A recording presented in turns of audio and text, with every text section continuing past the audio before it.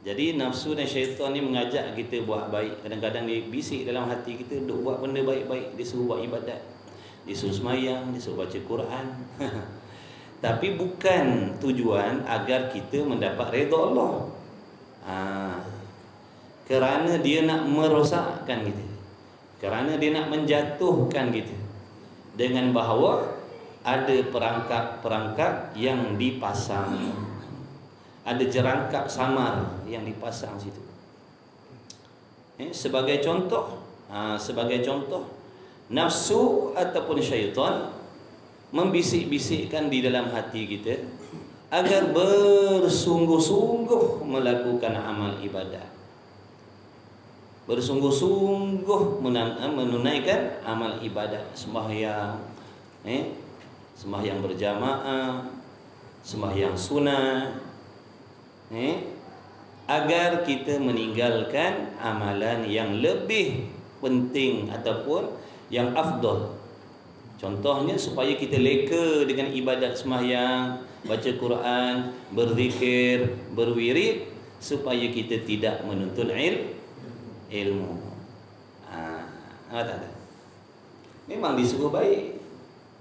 Sembahyang banyak-banyak, puasa banyak-banyak, zikir banyak-banyak, baca wirid banyak-banyak, berqiyamul lail. Tapi supaya apa tu? Supaya kita meninggalkan menuntut ilmu. Bukankah ada orang yang leka dengan ibadat? Kan? Kita pun kadang macam tu. Baru-baru ni je kita mengaji. Baru-baru ni je kita mengaji. Kalau tak, dulu kita sibuk buat ibadat, tapi tak tak mengaji. Semayang, puasa, sembahyang berjamaah. Kemudian dia membisikkan dalam hati kita, bagus dah, taat dah, baik dah. Rupa-rupanya dia nak melekakan kita daripada menuntut ilmu.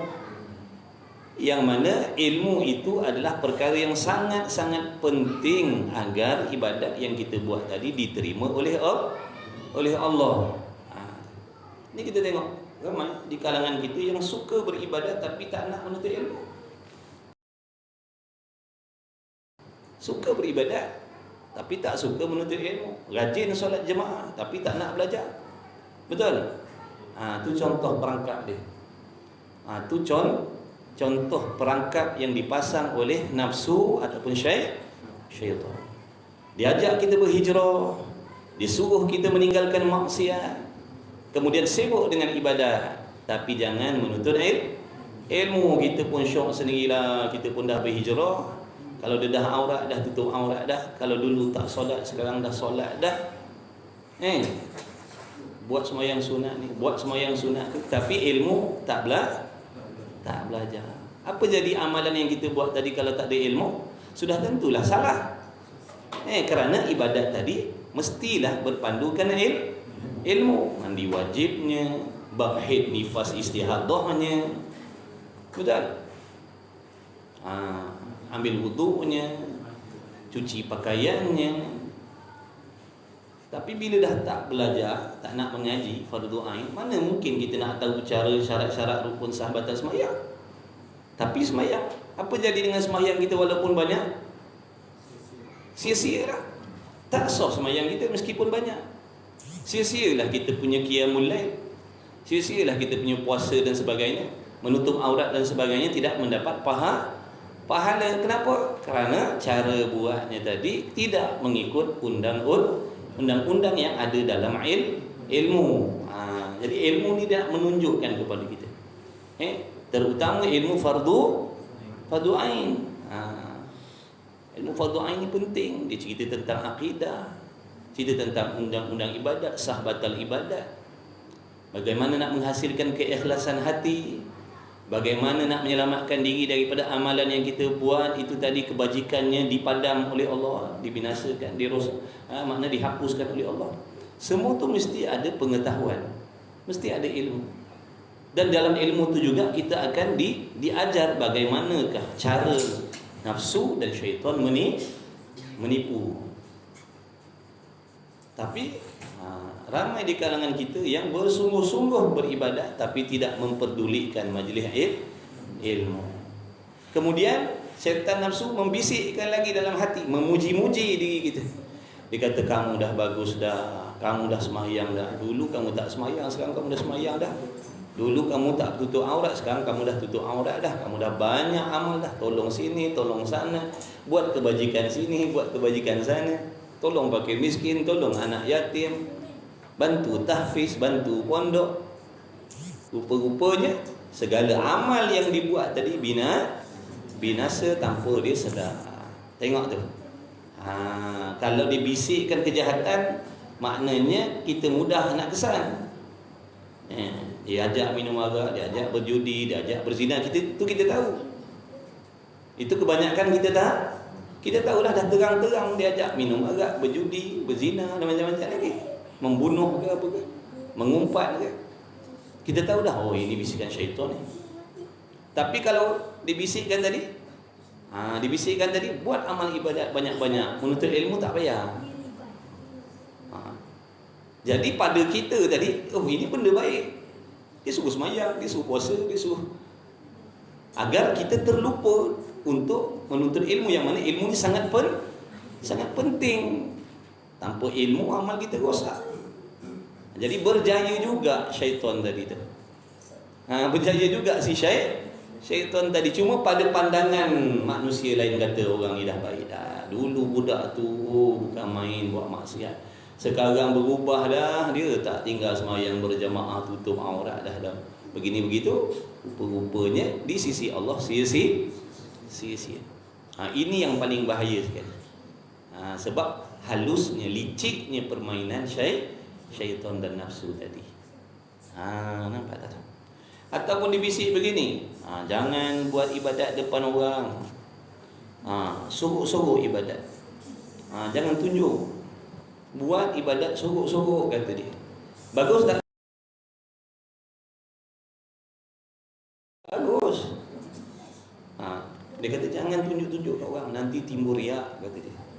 So lepas tu dia bisik pula, jangan risau, satu hari orang akan tahu engkau ahli ibadah. Kita pun kalau macam tu okey ya.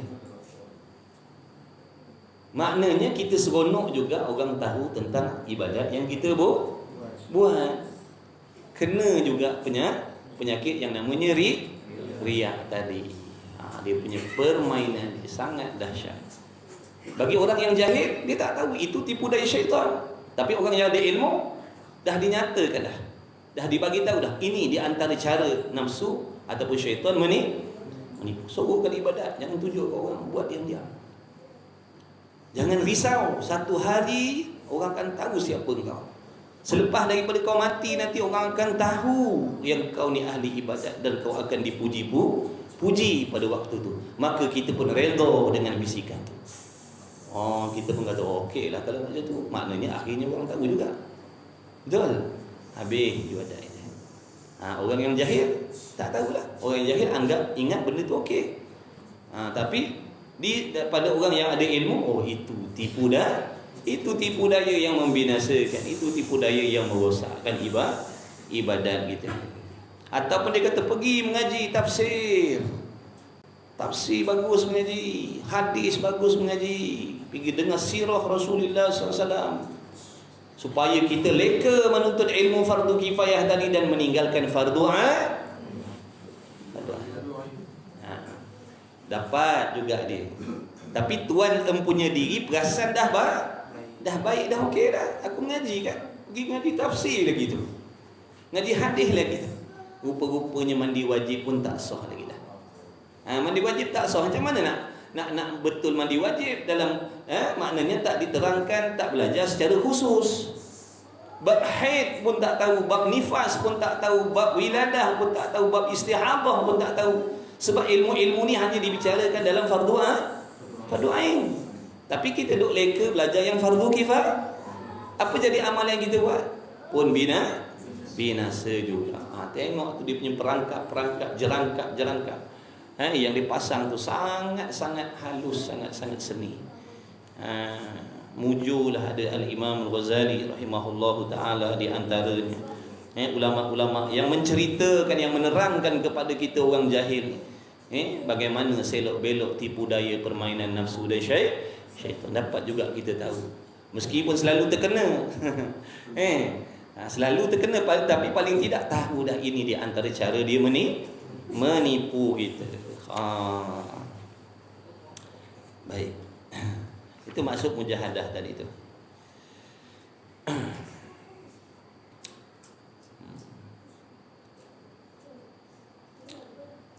Jadi kemudian baunya adalah berperang akan syaitan tadi tu, dan mengeras akan dia syaitan pada barang yang dikata oleh ulama di dalam 3 perkara.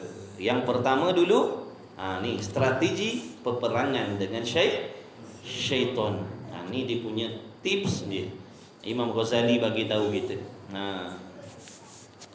Yang pertama, bahawa engkau ketahui dan belajar akan tipu dayanya dan helahnya, helah syaitan. Mana kau kena belajar bagaimana cara-cara syaitan menipu. Kamu kena belajar, kamu kena tahu, kamu kena faham bagaimana strategi syaitan memasang perangkap-perangkap dia tu. Kau kena belajar. Nak belajar mana? Ni lah, dalam ilmu ni lah, ilmu tasawuf ni lah. Dalam Iqra' tak ada. Jangan cari dalam Iqra' 1, Iqra' 2, Iqra' 3. Mana nak ada dalam tu cerita lain. Ataupun dalam ilmu tauhid, tu cerita lain. Dia tak cerita pasal tipu daya syaitan. Tu cerita pasal akidah. Jangan cari dalam ilmu fiqh. Ilmu fiqh pun tak ada. Kerana ilmu fiqh ni nak menceritakan tentang peraturan-peraturan melakukan ibadah. Dah, mana nak cari dalam ilmu tasawuf. Dalam ilmu tasawuf lah akan cerita tipu daya nafsu, tipu daya syaitan, tipu daya dunia, tipu daya makhluk dan sebagainya. Sebab tu ilmu tasawuf ni adalah cabang-cabang ilmu fardu ain. Maka jangan ditinggalkan. Jangan ditinggalkan. Maka jangan ia syaitan mendahulu ketika itu atasmu. Sebab apa kita nak kena tahu, nak kena faham tentang tipu daya nafsu dan syaitan ni, supaya jangan syaitan tadi mendahului akan kita. Jangan syaitan tadi mendahului akan kita. Bandingan dia mana? Seperti pencuri. Syaitan ni macam pencuri. Ni contoh dia nak bagi kita mudah faham. Pada pihak mana yang dikatakan syaitan ni macam pencuri? Apabila diketahui bahawasanya empunya kampung senya telah tahu, lari ia pencuri. Maknanya kalau pencuri, katalah kita pencuri lah, malam ni kita nak mencuri, tapi on the way kita nak pergi tu, dapat berita, kawan kita pun telefon. Dia kata, tuan rumah dah tahu kita punya perancangan malam ni. Tuan rumah dah tahu kita punya perancangan malam ni. Maka kita tadi nak teruskan pergi mencuri ataupun nak lari? Dah tentulah kita lari. Nampak tak? Jadi kita tak akan pergi mencuri sebab kita dah tahu yang tuan rumah dah tahu kita punya perancangan. Begitulah syaitan. Itulah syaitan. Syaitan ni bila dia mengetahui orang ni telah mengetahui tipu daya dan permainan dia akan lari. Dia akan lari. Tak seperti dia datang menyerang orang yang jahil. Orang yang tak tahu strategi dia, maka orang yang tak tahu strategi syaitan ni, dia akan selalu pergi serang. Tapi orang yang ada ilmu, dia datang juga, tapi insya-Allah selamat. InsyaAllah selamat dengan izin Allah. Yang kedua, yang pertama kena belajar strategi tipu daya dan helahnya syaitan tadi. Itu di antaranya tadi. Di antara helah dia, kadang-kadang dia mengajak kita membuat amal yang kurang afdal, supaya meninggalkan amal yang lebih afdal. Diajak kita menuntut ilmu yang kurang afdal supaya kita meninggalkan ilmu yang lebih afdal. Yang kedua, bahawa engkau mudah dan engkau ringankan dengan seruannya. Maknanya kau jangan layan sangat bisikan hati tu. Jangan layan bisikan dalam hati yang jahat tu, jangan layan, jangan dilayan. Jangan dilayan. Maka jangan engkau bergantung pada hatimu dengan yang demikian itu, demikian seruannya. Jangan hati kita duk layan, duk teringat apa yang diajak tadi tu. Kita jom mengumpat. Kita mikirkan mengumpat, jom mengumpat. Kita fikirkan, kita beratkan bisikan dia tadi tu. Sepatutnya jangan dilayan. Macam orang kalau nak bergaduh, bertekak dengan kita, kalau kita layan jadi apa? Menjadi jadi. Kalau laki bini bertekak macam mana? Berhenti tak agak-agak? Tak berhenti. Selagi tak diam salah seorang takkan berhenti. Gitu. Kena diam. Dia pompe. Itu dulu dia. Dia letih berhenti. Jangan kita jawab sepatah. Jawab sepatah kan disambung lagi. Macam tu. Kalau bergaduh dalam rumah tangga pun macam tu. Selisih faham bohong tak selisih faham. Mesti Ramli kata sedangkan apa? Lidah lagi tergigit, kena gigit, ikutlah. Nikah pula suami isteri, dia kata adat lah tu. Tapi cara dia jangan layan. Kalau layan kan dia menjadi-jadi lagi. Jawab sepatah dia balas 20 rangkap. Jawab sepatah dia tambah lagi 20 rangkap. Memang tak sudah. Dia pergi kedai mama, minum teh tarik, habis cerita. Tu cara dia. Kena belajar juga cara dia tu. Tu ilmu rumah tangga. Kadang-kadang yang jadi bercerai-berai itu sebab tu kan. Ikut nafsu masing-masing. Ni tembak sini, ni tak nak mengalah, habis. Dah lah, aku ceraikan kau katanya, habis. Ataupun yang bini pula, ceraikan aku, habis. Tu. Tapi kalau dia malas dia. Jadi setan ni macam tu, dia bisik dalam hati kita tu, maknanya jangan dilayan bisikan tu. Jangan dipedulikan seruan dan ajakan dia tu. Jangan dipikir-pikirkan apa yang dihasut dalam hati tadi tu. Sebab makin difikirkan makin menjadi makin kuat dia punya seruan dia. Makin kuat seruan dia tu. Sungguhlah takkan kita tak rasa kot. Kita rasa, tapi bila belajar dalam kitab ni baru kita perasan. Iyalah. Bukan tak pernah alami benda tu, pernah, tapi kita tak tahu. Bila Imam Ghazali duk sembang, duk cerita dalam kitab macam ni, baru kita perasan. Lah. Kadang kalau dibisik ajak buat maksiat kan, makin kita layan makin kuat ajakan tu. Makin kuat ajakan tu, makin kuat. Lama-lama tewas kita, jatuh dalam maksiat.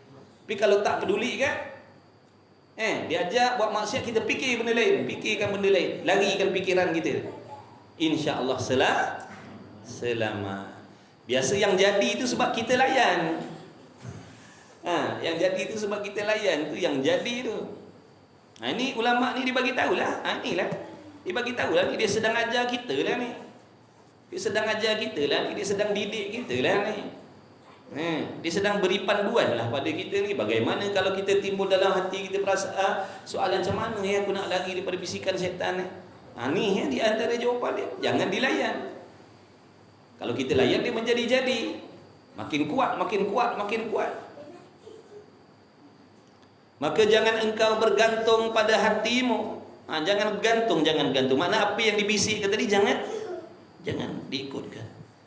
Jangan diikutkan. Dengan yang demikian itu. Dan jangan engkau ikut akan dia. Makna jangan patuh. Jangan patuh, jangan taat dengan bisikan. Bahkan kena lawan dia. Kena lawan. Alihkan ingatan kita kepada yang lain. Zikrullah contohnya, mengingati Allah ataupun mengingatkan azab Allah. Bila dibisikkan nak buat maksiat tu, alihkan ingatan kita, ingatkan azab Allah, ingatkan kelebihan sabar. Orang yang meninggalkan maksiat dapat pahala. Buat ibadat dapat pahala. Tinggalkan maksiat juga dapat pahala. Jangan kita ingat buat ibadat je dapat pahala. Buat yang disuruh oleh Allah dapat pahala. Meninggalkan yang diharamkan oleh Allah juga diberi pahala. Tapi dengan syarat meninggalkan yang haram tadi ikhlas kerana Allah. Ikhlas kerana Allah. Baru dapat pahala. Maka bahwasanya ia syaitan menempati anjing menyala. Dibuat contoh lagi, bandingan lagi. Syaitan ni seperti anjing yang menyala. Jika engkau berhadap atasnya bersungguh-sungguh dengan dikau, tetapi ditempuhnya dengan menerkam. Kalau kau tak nak lari ataupun kalau kau tak diam, kau lawankan anjing tu yang menyala tu, ada harapan lah. Ada harapan kena terkam. Tapi kalau peduli kan, diam kan orang tu aja. Kalau anjing kejar, jangan lari. Kalau anjing kejar jangan lari. Kalau kita lari, dia lagi laju. Naik basikal tak naik basikal? Kalau dulu pergi menoreh getah, kayu sikit. Lalu rumah Cina, lalu rumah India ada anjing. Anjing dia kejar. Kau kayuh laju, lagi dia laju lagi. Tapi kalau berhenti, dia berhenti. Apa tu dia lari? Macam tu. Dia perangai syaitan ni macam anjing. Kalau kita layankan, salahkan dia tu, ada harapan kita akan diterkamnya. Dan jika kamu berpaling daripadanya, manakala kau tak layan, salahkan dia tadi, diam ia. Diamlah si setan tadi ataupun diamlah si anjing tadi tu. Ini strategi yang kedua. Yang pertama, kena tahu dia punya permainan. Yang kedua, jangan dihiraukan, jangan dilayankan, jangan diberat-beratkan bisikan dalam hati tadi tu. Jangan dilayankan. Sebab kalau dilayankan nanti kan kita kena terkam. Dan ketiga, bahawa engkau berkekal menyebut Allah Ta'ala dengan lidahmu dan hatimu. Makna lidah tadi itu sentiasa menyebut Allah, makna berzikir. Tak kisahlah. Astaghfirullah, la haula wala quwata illa billah. Ikutlah. Ya Allah, ya Allah. Astaghfirullah, astaghfirullah. La haula wala quwata illa billah. Tu lidah. Hati pun ingat, hati pun ingat kepada Allah. Dalam hati, ya Allah tolonglah, selamatkanlah. Ataupun mengingatkan kelebihan sabar. Kelebihan sabar. Maknanya ni menahanlah ni. Apa maksud sabar? Menahan. Makna kalau kita tak tahan nafsu tadi, maka kita akan buat maksiat. Jadi kena sabar, tahan nafsu yang mengajak buat dosa tadi tu.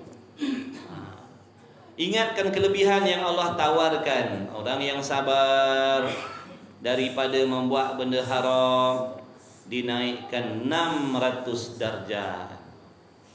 Dinaikkan, ditinggikan 600 pangkat. Sebab sabar daripada melakukan maksiat. Ingatkan kelebihan. Jadi gabungkan tiga ni. Yang pertama, tahu dah strategi. Yang kedua, jangan dilayankan. Yang ketiga, lidahnya sibuk menyebut-nyebut Allah, serta hatinya pun mengingat kepada Allah. mengingat azab-azab Allah ke contohnya. Yang Allah janjikan kalau buat benda macam ni azabnya begini.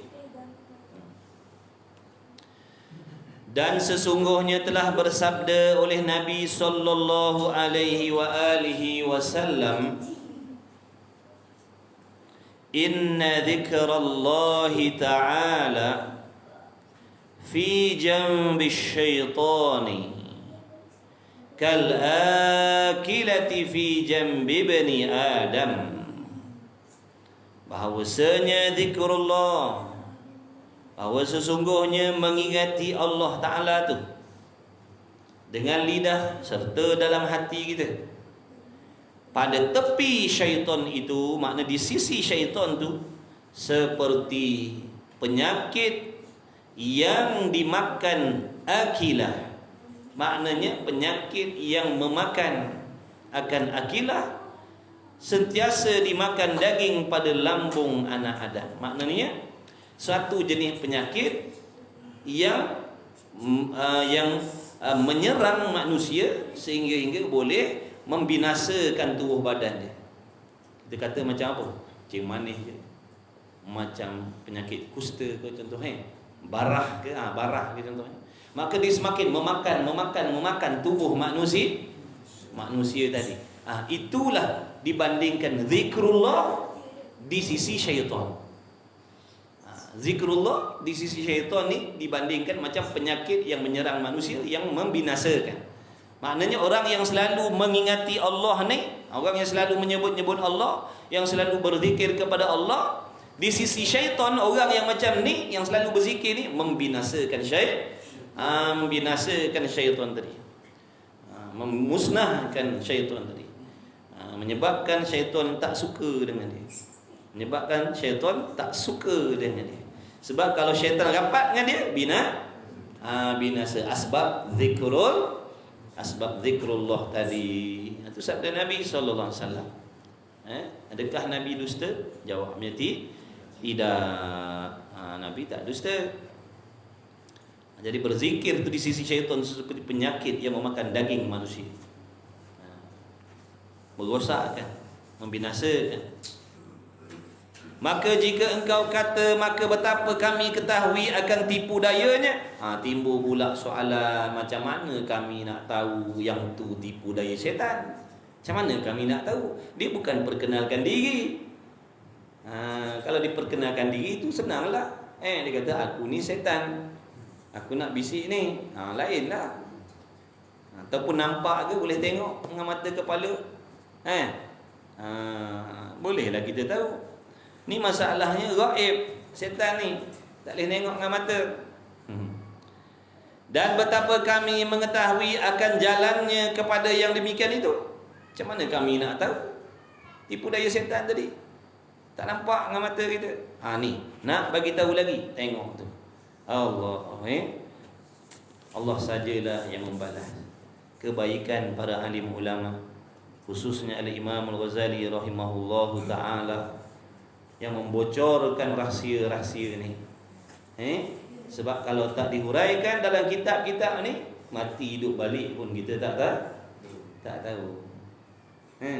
Tapi meskipun telah dituliskan di dada-dada kitab, masih ramai lagi yang tak tahu. Kenapa? Tak nak ambil kerana tak nak ambil tahu. Ulama siap semua dah. Lengkap dah agama tu, dah lengkap dah, semua serba-serbi ada dah. Yang dalam Quran, yang dalam hadis tu dah dicernakan oleh alim ulama, dah huraikan dah. Tapi kita ni masih banyak lagi tak tahu. Bukan dengan sebab tak sampai, sebab kita yang tak hargai, sebab kita yang sombong, tak nak ambil tahu. Padahal semua dah, tentang ibadat, tentang akidah, tentang masalah hati, apa lagi, semua ada dalam majlis ilmu tadi tu. Tapi oleh kerana sikap kita yang sombong, ataupun sifat al-aman yang ada dalam hati kita. Apa sifat al-aman ni? Berasa sentosa, berasa dah selamat. Berasa dah selamat dah. Berasa tak perlu dah nak belajar dah. Buat apa nak belajar, aku dah pandai dah. Tu perasaan al-aman tadi. Al-aman ni maknanya perasaan kita tu rasa sentosa, rasa selamat dah daripada azab Allah, rasa selamat dah amalan kita daripada rosak, rasa selamat dah amalan kita daripada ditolak, rasa selamat dah daripada amalan kita, daripada amalan yang tidak sah. Kita dah rasa selamat dah. Inilah yang membuatkan kita tak nak belajar. Buat apa nak belajar lagi? Aku garanti dah amalan aku Allah terima. Ibaratnya begitu. Orang tak pandai bolehlah nak pergi ke surau masjid tu. Orang baru-baru nak hijrah bolehlah. Aku lahir-lahir Islam dah. Aku dulu sujud daripada engkau. Banding engkau, aku dulu sujud, aku dulu beribadat. Tu al-aman namanya, penyakit hati. Redha dengan diri sendiri yang hakikatnya masih jauh dengan Allah. Redha dengan diri yang hakikatnya hati masih kotor dengan Allah. Redha dengan diri yang amalannya masih banyak melakukan kesilapan lagi. Redha dengan diri yang masih belum sempurna dalam ibadah. Redha ni makna setuju. Setuju dah diri kita macam tu, setuju dah. Berasa baik dah. Inilah di antara sebab kenapa ramai di kalangan kita yang tak nak mengaji, yang tak nak datang ke surau masjid belajar. Sebab rasa dah aman, rasa tak perlu. Tak perlu nak belajar. Sedangkan ilmu tu sangat penting dalam ibadah. Ketahui olehmu, tadi apa soalan dia? Maka betapa kami ketahui akan tipu dayanya syaitan, dan betapa kami mengetahui akan jalan tipu daya syaitan tadi kepada yang demikian itu. Lalu dijawab oleh Al-Imam Ghazali rahimahullah ta'ala, ketahui olehmu wahai hamba Allah, wahai hamba Allah yang beribadat, wahai hamba Allah yang nak cari redha Allah, ketahui olehmu, taklah kau tahu bahawasanya bagi syaitan itu was-was. Was-was ni apa tadi? Dah bagi tahu dah tadi. Was-was ni nama bagi bisikan syaitan.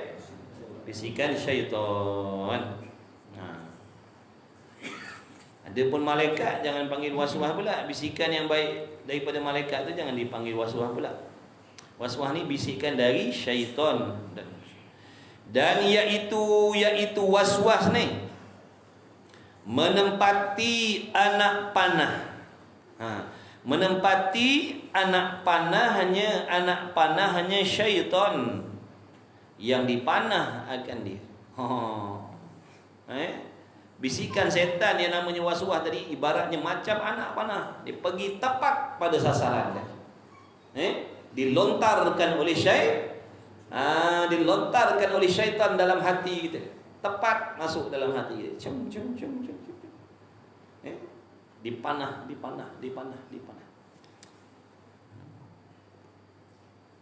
Jadi bisikan syaitan yang namanya waswas tadi seperti anak panah. Tajamnya, bahayanya, tepatnya, banyaknya. Seperti anak panah. Anak panah bahaya tak? Bahaya. Lebih-lebih lagi pula anak panah yang dah dicelup racun, lagi bahaya. Kemudian tepat pada sasaran. Kalau dah kena, payah nak tanggal. Betul? Jadi dibandingkan. Maknanya bisikan setan ni, was-was ni dia macam anak panah tadi. Kalau dah kena, payah nak tanggal. Kemudian tepat, kemudian banyak. Kemudian jadi asbab mudarat.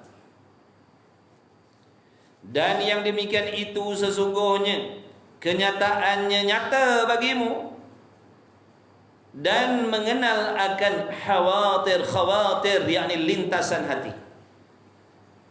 Dan bahagian khawatir dengan mengenal tipu dayanya, bahawasanya baginya dayanya tipu daya syaitan itu ataupun waswas tadi itu seperti menempati pukatnya yang ia syaitan dirikan dia. Pukatnya makna jaring dah. Ibaratnya macam jaring yang dipasang tadi itu, dengan tujuan nak menahan, nak memerangkap kita, agar kita ni terkandas daripada melakukan ibadat.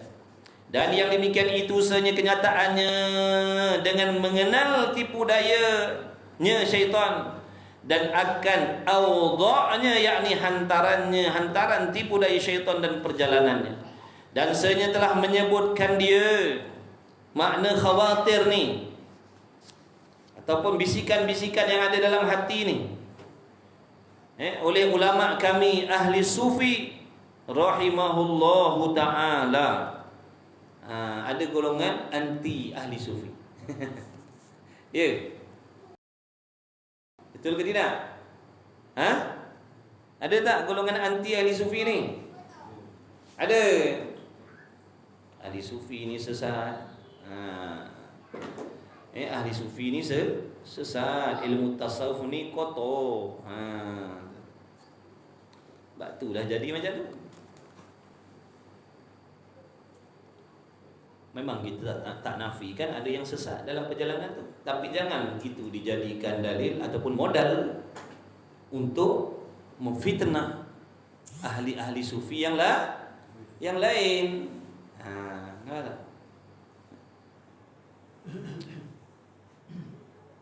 Jadi kita jadikan kes-kes terpencil tu, kita jadikan dia sebagai modal meracuni pemikiran manusia, meracuni pemikiran masyarakat bahawa sesungguhnya ahli sufi ini golongan yang sesat. Maka masyarakat pun turutlah membenci ahli sufi. Sebab tu mereka anti tariqah ni perjalanan ahli sufi lah. Dengan khalwatnya, dengan zikirnya, dengan wiridnya, dengan pantang larangnya. Tu. Jadi pada puak-puak tu dia kata ni golongan sesat ni. Ni golongan sesat. Orang suruh cari duit banyak-banyak, dia kata cari sekadar cukup. Orang suruh bergaul semua orang, dia pula duk mencikkan diri. Dia kata ni semua sesat ni. Sebab tu dia anti majlis-majlis zikir. Ni perjalanan ahli sufi ni macam tu lah. Dia suka berzikir, ada wirid-wirid yang tertentu, ada amalan-amalan yang tertentu. Maka golongan ni, pahaman-pahaman khususnya Wahabi ni, dia anti. Dia jadikan kes-kes terpinggir tadi tu. Memang kita tak nafikan ada yang sesat, ada tariqat yang sesat, tapi dijadikan kes-kes terpinggir ni sebagai umpan dan modal untuk meracuni pemikiran masyarakat agar sama-sama mereka membenci ahli sufi tadi. Jadi masyarakat ni dia tahu, yalah, yalah, habis dah lah. Yang pergi berzikir dah tak pergi, sebab yang pergi majlis zikir dah tak pergi, sebab apa? Dah termakan santau daripada puak-puak ni tadi. Dah disantau, dah berjaya disantau oleh fahaman-fahaman Wahabi ni. Dah mula memusuhi tariqah, memusuhi majlis zikir. Tu dah jaya dah tu, dah kena santau lah tu, dah kena sihir lah tu, dah kena sampuk lah tu. Ada, bukan tak ada yang sesat, ada, tapi kes terpencil. Kes terpencil.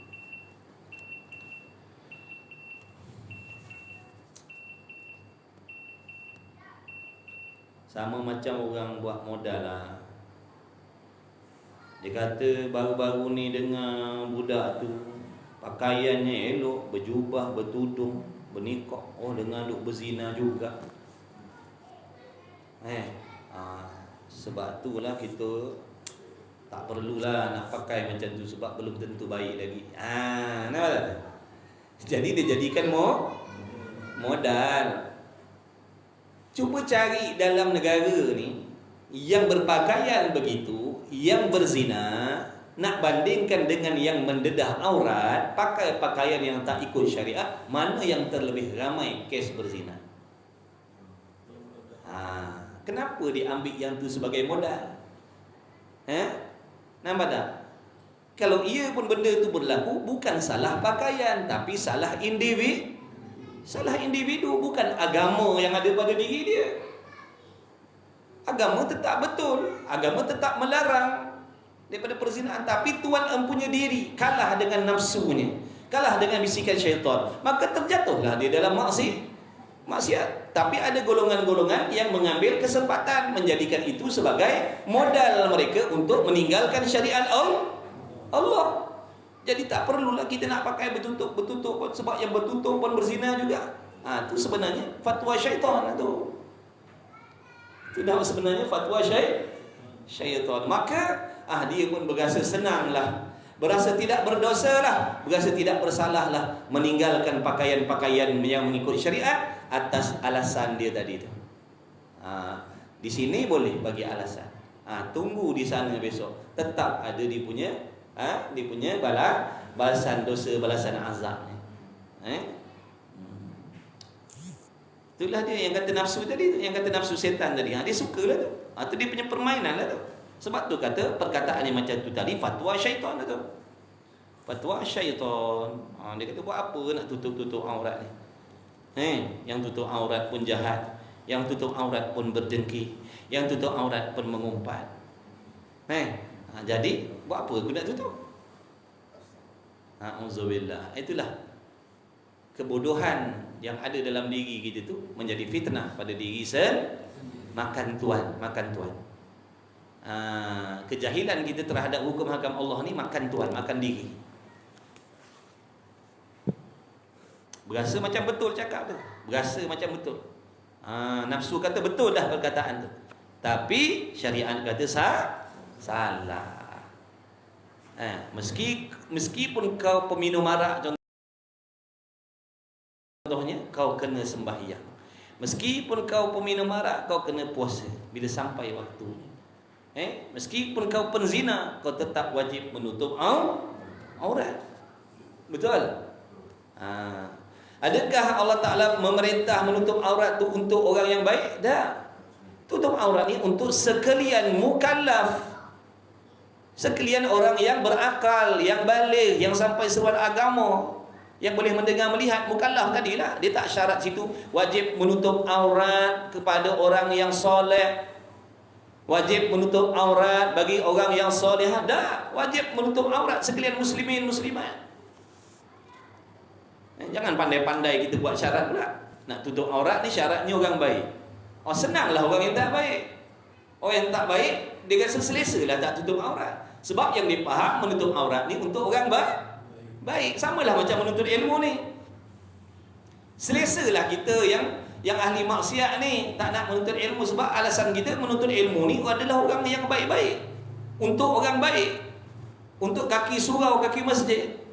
Padahal menuntut ilmu ni Nabi kata untuk sekalian laki-laki dan perempuan yang Islam. Tak peduli baik tak baik, taat tak taat, maksiat tidak, kena menuntut ilmu semua, kena solat semua. Dosa tu cerita dosa. Jadi benarlah, selagi kita duduk dalam kebodohan agama, kejahilan agama, kita akan dipermain-main, kita akan selalu dipermain-mainkan.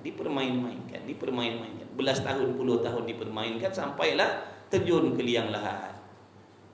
Mati dalam keadaan dipermain-mainkan, dipersenda-sendakan. Allah wal'iyadzu billah min dzalik. Moga Allah selamatkan kita semua. Amin ya rabbal alamin.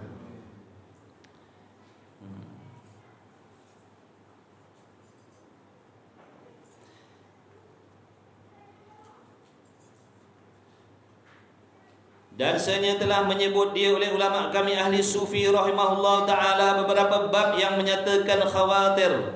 Dan kata khawatir ni apa? Makna benda-benda yang berbisik-bisik, bermain-main dalam hati kita, tu khawatir. Kita kata, kalau bahasa Melayu kata apa? Khawatir. Tak sedar cakap Arab. Tapi dah di Melayu kan lah. Jangan khawatir maknanya jangan risau. Jangan khawatir. Patutnya cakap macam Arab sikit lah. Jangan khawatir. Makna khawatir ni kebimbangan dalam hati. Yang dibimbang-bimbangkan dalam hati itu khawatir. Tapi dah jadi Melayu, kuatir jadi. Jangan kuatir. Kau jangan kuatir. Lupa cakap Arab kita, tak sedar. Dan kata muallif radhiyallahu taala anhu, tetapi kami sebutkan bagimu insya-Allah daripada tiap-tiap satu daripadanya asal yang memadai.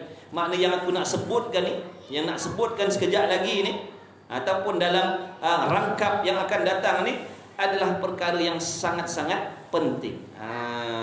Meskipun tak boleh nak sebut semua, tapi yang nak sebut kat sini ni adalah asal. Makna benda yang paling utama sekali, yang utama, yang penting, yang memadai. Makna apabila engkau berpegang dengan dia, memadalah. Makna kalau kau berpegang dengan asal yang dia nak bagi tahu ni, kalau kau pegang betul-betul, memadalah. Makna cukuplah untuk engkau tu. Kau boleh gunalah dia. Tak payah banyak-banyak kata dia. Yang ni pun kalau kau pegang betul-betul, kau faham betul-betul, kau pegang betul-betul, memadalah, cukuplah. Tak payah berbanyak. Mana dia? Maka ada pun asal khawatir itu, maka ketahui olehmu bahwasanya Allah Subhanahu wa taala telah mewakil dengan hati anak Adam malaikat menyeru akan dia malaikat kepada kebajikan. Ini malaikat yang namanya malaikat mulhim. Dia hanya menyeru, dia hanya mengajak kebaikan. Kalau timbul dalam hati bisikan-bisikan untuk melakukan dosa dan maksiat, itu bukan, confirm itu bukan daripada malaikat. Sebab malaikat tidak membisikkan kejahatan. Malaikat tidak membisikkan kemaksiatan. Malaikat tidak membisikkan benda yang sia-sia. Tu satu kita dapat camlah. Kalau kata malaikat, dia mesti membisikkan yang baik-baik. Tak ada timbul dalam hati perasaan khawatir yang jahat daripada malaikat. Jahat. Sebab kenapa kita ni disuruh belajar agama? Di antaranya supaya kita boleh tahu mana yang baik, mana yang jahat, mana yang taat, mana yang maksiat. Daripada situ nanti kita tahu, ini benda jahat, ini benda baik. Nampak tak? Kalau kita tak ada ilmu, nanti yang jahat dikata baik, yang baik dikata jahat. Betul? Jadi bila kita dah belajar agama, kita boleh tahu yang ni haram, yang ni halal, yang ni taat, yang ni maksiat. Mana boleh beza. Jadi kalau timbul dalam hati kita, kita boleh beza. Ini bisikan jahat, ini bisikan baik. Kalau kita tak ada ilmu, kita tak boleh nak bezakan. Berapa ramai di antara kita nampak benda baik tu jahat, nampak benda baik tu merugikan. Contoh, sifat pemaaf, memaafkan orang lain, memaafkan siapa saja, itu sifat terpuji. Tapi berapa ramai yang pandang sifat tu sifat yang tak baik. Yang baiknya balas dan nampak tak? Orang yang jahil nampak balas dendam tu yang baik. Orang yang ada ilmu dah, pemaaf tu yang baik. Kejahatan balas dengan kejahatan, tu kita pandang baik. Kalau orang tu buat jahat, patutnya kita kena balas dengan jahat. Nafsu kata baik. Tapi kalau di segi ilmunya, kejahatan dibalas dengan kebaikan. Itu yang ditunjukkan oleh Nabi SAW. Adakah Nabi menunjukkan yang jahat? Mustahil. Itulah penting belajar. Bila belajar kita boleh tahu banyak benda. Yang ni haram, yang ni tak boleh, yang ni jahat, yang ni tak elok, yang ni elok. Sebab ni dia ada sangkut paut dengan cerita ni. Kerana kalau kita tak tahu benda tu baik buruk, macam mana kita nak membezakan ini daripada malaikat, ini daripada syaitan, ini daripada nafsu?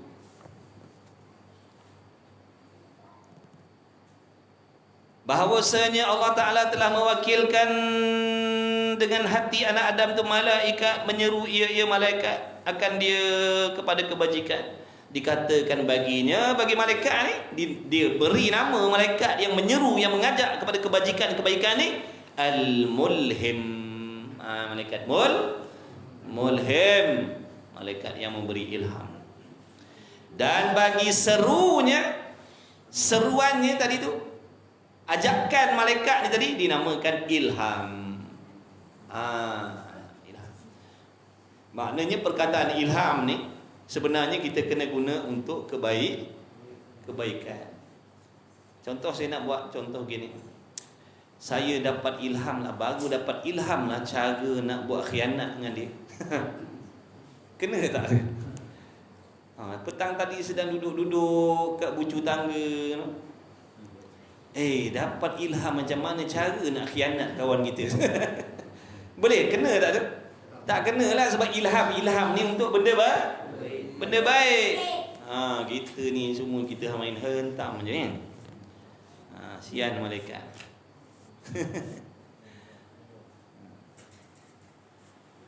Jadi perkataan ilham ni untuk kebaikan. Aku baru dapat ilham macam mana nak tunaikan kita punya dengki kat dia.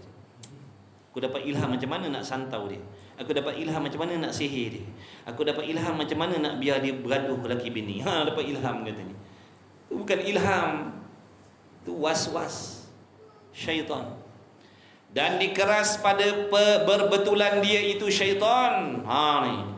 Dikeras makna dilawan dengan ilham tadi, iaitu yang menyeru daripada syaitan, menyeru hamba kepada kejahatan. Bila malaikat duk seru mengajak buat baik je, akan datanglah setan pun sama-sama berkempen.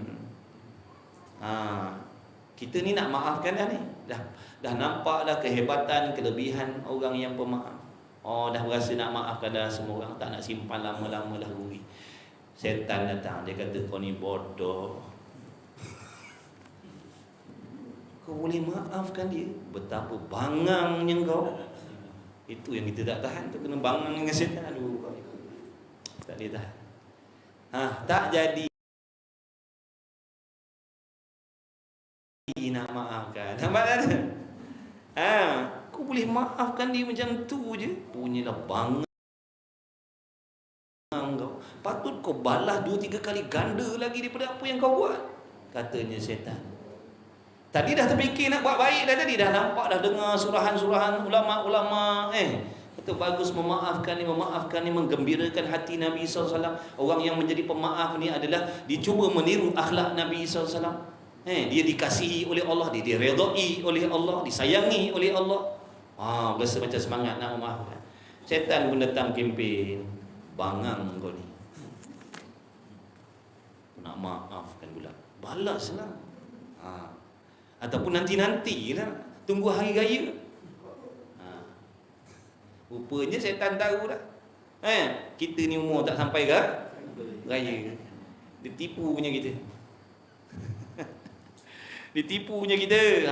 Kita pun tangguhlah nak memaafkan, tunggu hari raya. Rupa-rupa umur kita tak sampai raya. Maka mati membawa denda. Berjaya tak setan tadi? Berjaya. Subhanallah. Dan dikeras pada perbetulan itu syaitan menyeru hamba kepada kejahatan. Dikatakan baginya was-was. Tu makna bisikan syaitan ni was-was nama dia. Bagi serunya syaitan dinamakan was-wasoh nama dia. Was-wasoh. Pernah tak dengar iklan sabun? Gunakan tanpa was-was. Betul tak tu? Makna guna sabun ni tanpa bisikan setan. Sungguhlah was-was ni nama bagi seruan setan. Kemudian kita iklankan sabun. Gunakan sabun ini tanpa was-was. Makna gunakan sabun ni tanpa mendengar, mengikut bisikan syaitan. Patutnya apa? Guna sabun ni tanpa syak. Syak yang sepatutnya. Syak ni makna keragu. Ragu. Syak ni makna ragu, sangsi. Jadi gunakanlah sabun ini tanpa syak wasangka. Tapi gunakan sabun ni tanpa was-was. Mana was? Mana bisikan setan. Mana ada juga orang guna sabun sebab ikut bisikan setan barangkali. Boleh jadi ya. Boleh jadi ada orang yang guna sabun ni ikut bisikan setan guna sabun. Subhanallah. Was-was bisikan setan. Maka mulhim tiada menyeru melainkan kepada kebajikan.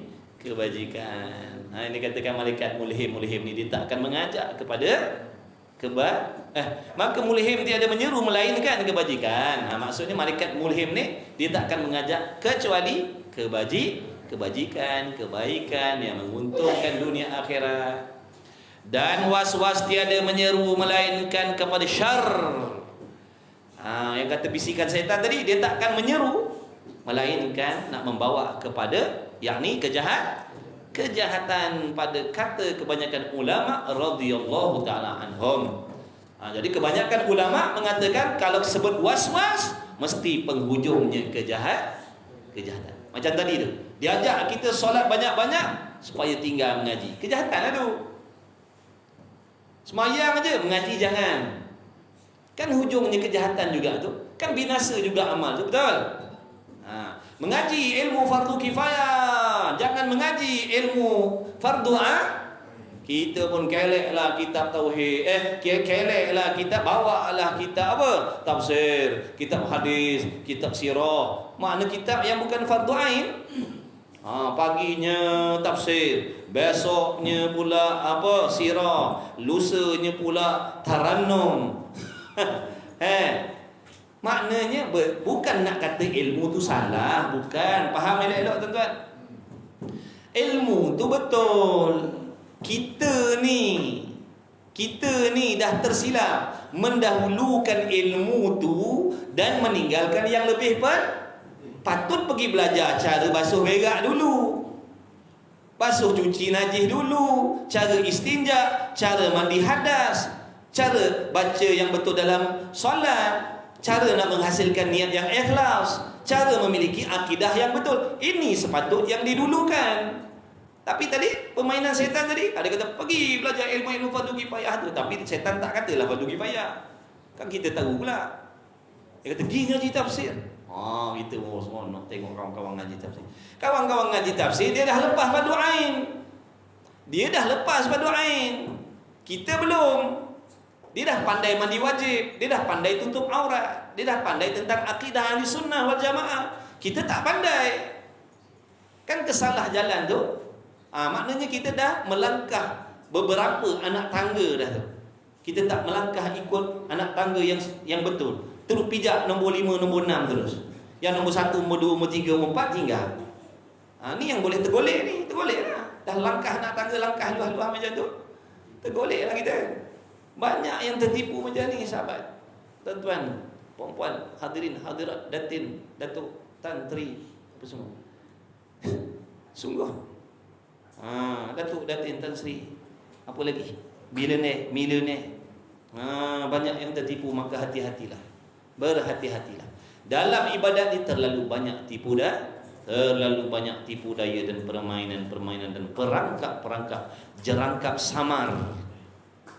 Jerangkap samar dalam hutan tu, kalau orang bodoh memang meletup awal lagi lah. Tapi orang ada ilmu jadi boleh kesan. Orang yang ada ilmu dia tahu. Sebab dia ada ilmu. Maksudnya orang ada ilmu ni dia boleh tahu, ni jerangkap ni.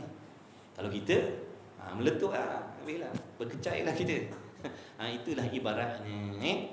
Wallahu a'lam. Jadilah satu kitab lagi dah 15 minit.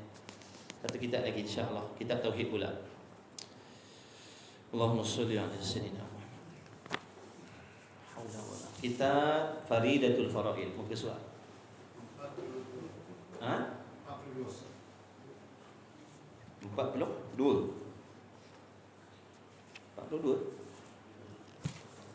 Amanah. Yang ketiga tabligh. Kita baca tabligh sebuti.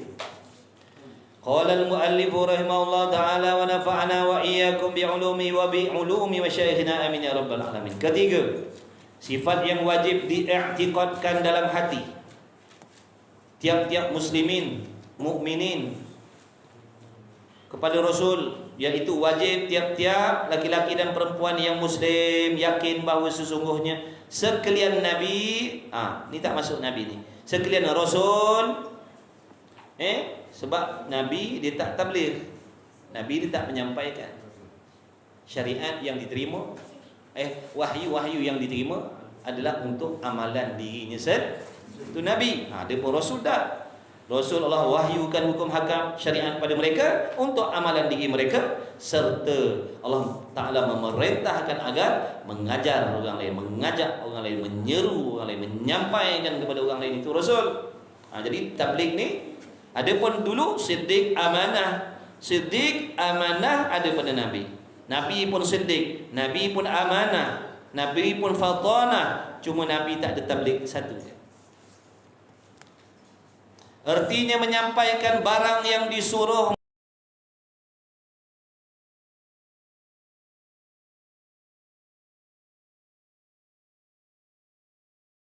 mereka itu Rasul alaihi wassalatu wassalam, dengan menyampaikan dia barang yang disuruh oleh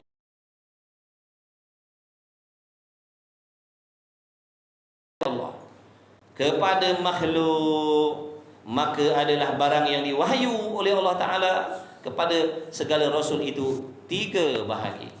Yang pertama, 1 bahagi menyuruh Allah Subhanahu Wa Ta'ala akan mereka itu Rasul dengan ketiadaan menyampaikan kepada makhluk, maka tiada harus bagi mereka itu menyampaikan dia. Maksudnya begini, dengar baik-baik ni. Ni waktu kat sekolah dulu saya tak belajar, saya tak pernah dengar ni waktu sekolah dulu ni. Tak tahulah kalau tuan-tuan dah dengar kan. Yang kita tahu kat sekolah dulu satu je, tabligh. Rasul wajib menyampaikan. Tu je yang kita tahu. Bila mengaji 2 kolah, tahu 2 kolah? Sekolah lawannya 2 kolah lah. Tahu tak sekolah? Sekolah. Ni 2 kolah ni. Ni 2 kolah. Sebab tu jangan memada dengan sekolah. Air kalau sekolah jatuh tahi cicak mutanajis. Semua mutanajis. Kena buang. Siam pokok bunga tu boleh, basuh kereta nak ambil wudu jangan. Sebab dah mutanajis. Tapi kalau air 2 kolah dan lebih daripada 2 kolah, dia jadi kebal. Jatuhlah tahi cicak dengan mak-mak cecak sekali, bapak dia sekali, datuk nenek moyang dia jatuh dalam air 2 kolah, selagi tak berubah bau, warna dan rasa, tetap air tu boleh digunakan untuk bersuci. Maksudnya kat sini, dulu ilmu tu kat sekolah dulu ilmu ni banyak sukatan. Seminggu 40 minit dia belajar agama. Sebab tu jangan kita rasa memada dengan belajar agama di sekolah tu. Sebab tu kena 2 kolah. Mana 2 kolah? Ni lah, kena pergi surau, kena pergi masjid, kena pergi topak, pergi belajar lagi kitab-kitab agama ni. Jangan memada. Dulu sekolah dah belajar dah. Tak cukup sekolah, dia kena 2 kolah ataupun lebih. Tak faham lagi? Faham dah lah tu. Sebab tu kalau kita ni nak jadikan modal ilmu kat sekolah tu, nak beramal, tak boleh tu. Tak cukup. Tak mencukupi, terlalu sedikit. Seminggu berapa kali batu pelajaran agama? Lebih-lebih lagi kalau sekolah akademik ni. 2. Satu pelajaran berapa minit? 40 minit. Kali 2, 80 minit, sejam lebih. Tu tak masuk cikgu masuk dalam lagi. Ataupun kita tak datang sekolah lagi. Jadi lepas tu ada sukatan pula.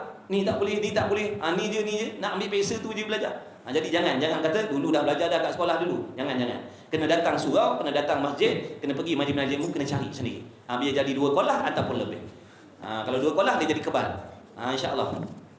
Kat sekolah dulu kita dengar tabligh ni satu je lah. Wajib Rasul menyampaikan. Bila mengaji 2 kolah, rupanya tabligh ni terbahagi kepada 3 bahagian.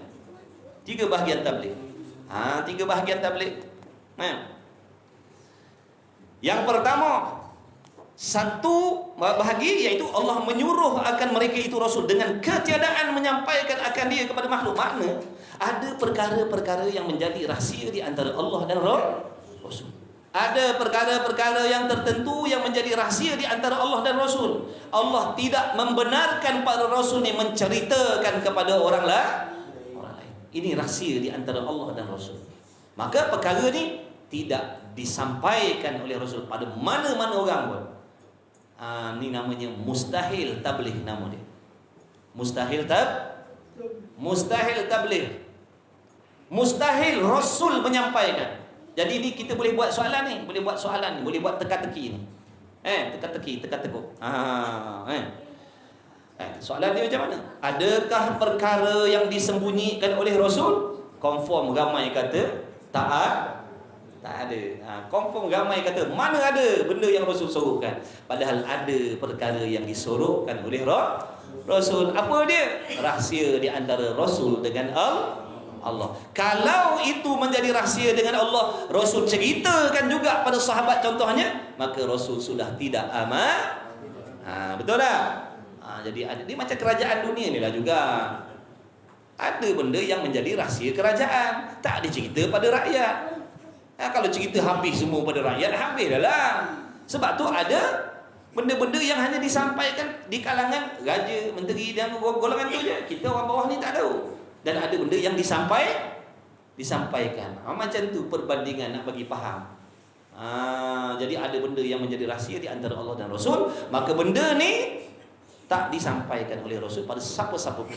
Kerana kalau Rasul menyampaikan, maknanya Rasul sudah tidak amanah dengan Allah. Itu bahagian yang pertama, dipanggil mustahil tabligh. Mustahil tabligh. Mustahil tabligh. Yang kedua, dan satu bahagi lagi, memberi pilih oleh Allah Ta'ala akan dia, akan Rasul. Memberi pilih oleh Allah Ta'ala akan mereka itu Rasul padanya, pada satu bahagian ini tadi. Maka harus bagi mereka itu menyampaikan dia, dan ketiadaan menyampaikan. Ini bahagian yang kedua daripada tiga, dipanggil apa? Harus tabligh. Apa? Harus tabligh. Apa maksud harus? Boleh Rasul menyampaikan, boleh Rasul menyembunyikan. Allah Ta'ala beri pilih kepada kebijaksanaan Nabi SAW ataupun Rasul-Rasul yang lain, nak bagi tahu Sayyidina Umar tapi tak nak diberitahu kepada Sayyidina Ali, nak diberitahu kepada Sayyidina Uthman tapi tak nak diceritakan dengan sahabat lain. Ini contoh perkara yang harus tabligh. Itu nombor dua. Contohnya macam mana? Strategi peperangan. Adakah strategi peperangan Rasul cerita pada semua? Dah. Kalau kita kata wajib menyampaikan semua, habis dengan rahsia-rahsia perang, Pak. Rasul akan cerita pada orang-orang kafir tadi. Habislah Islam macam tu. Sebab dalam kalangan yang ramai-ramai itu, ramai tali barut orang kafir, munafik, yang berpura-pura seperti sahabat Nabi. Jadi ada ketikanya Rasul tak menyampaikan semua, Rasul menyembunyikan. Dan ada orang-orang yang tertentu saja Rasul menceritakan, menyampaikan. Ini yang termasuk dalam bahagian kedua ni, harus tabligh. Harus tabligh. Dan yang ketiganya, daripada tiga yang terakhir, nak habis dah kelas dah? Nak habis dah? Dan satu bahagian lagi yang menyuruh Allah Ta'ala akan mereka itu Rasul dengan menyampaikannya.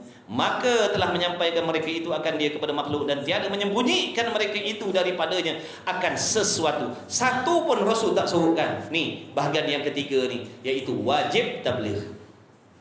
Wajib tabligh. Maknanya mesti Rasul menyampaikan. Ni bahagian yang ketiga. Mesti Rasul menyampaikan. Rasul ceritakan semuanya kepada umat. Tak ada seorang pun yang Rasul sembunyikan. Rasul terang-terang cakap semuanya. Sebab Allah perintah, yang ni mesti sampaikan kepada semua. Yang ni terserahlah kepada kamu wahai Muhammad. Yang ni rahsia di antara kau dengan aku je. Jadi ada tiga bahagian inilah dua sekolah. Kalau sekolah satu je, wajib menyampaikan. Wallahu a'lam. Jadilah. Mudah-mudahan Allah merezekikan kepada kita ilmu yang bermanfaat. Mudah-mudahan dengan berkah majlis ilmu kita pada malam ini, dengan keberkahan musannif rahimahullah taala, dengan keberkatan Nabi Muhammad sallallahu alaihi wasallam, antum semua, kalian semua, kita semua diampunkan dosa oleh Allah Subhanahu wa taala, ibu bapa kita, anak isteri kita, keturunan kita, anak cucu cicit kita, kawan-kawan kita semua tidak terkecuali. Mudah-mudahan diampunkan dosa oleh Allah Subhanahu wa taala.